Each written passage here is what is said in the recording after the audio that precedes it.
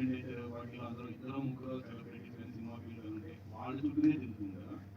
So సెలబ్రిటీస్కి cinema ఫీల్డ్లో ఇలాంటి వాటికి దూరం ఉండాలంటారు. 100% దూరంగానే ఉండాలి. లేదంటే ఇప్పుడు మీరు ఇందాక అన్నట్టు ఇప్పుడు నా 100 రోజుల పంచాయతీలో 10 మంది ఇన్ఫ్లుయెన్స్ అయ్యి వాళ్ళు జిమ్కి వెళ్తుంటే నాకు ఆనందం కదా. అదే ఇప్పుడు ఊరికే వేరే విషయంలో మాట్లాడితే దానివల్ల ఏం ఉపయోగం లేదు. నెగిటివిటీ స్ప్రెడ్ చేయడం కంటే అవేర్నెస్ స్ప్రెడ్ చేయడం బెటర్ ఏమో. ఇట్స్ మోర్ యూస్ఫుల్ అని అయితే మాకు 1980s అప్పుడు సెన్సార్ వెళ్ళారు. సెన్సార్ వాళ్ళు మీ సినిమా చూసి వాళ్ళు కూడా తెలుగు వెళ్ళి చూసి వచ్చినారని కాదు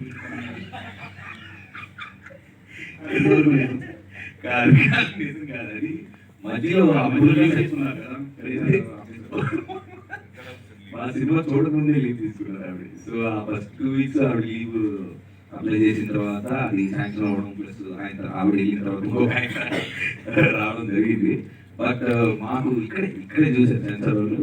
నేను ఫస్ట్ టైం అంటే నేను ఇప్పుడు వెళ్ళలేదు. తర్వాత సెన్సార్ సర్టిఫికేట్ అప్పుడు సినిమా చూసుకుంటే నేను ఇప్పుడు వెళ్ళా. సరే నాకేమో క్యూరియాసిటీ, ఎందుకంటే ఇప్పుడు ఇంతకుముందు చేసిన సినిమాలా కాదు, ట్రైలర్ అసలు అలా లేదు, ఏమనుకుంటున్నారు జనాలు అనేది బయట మాకు వస్తుంది.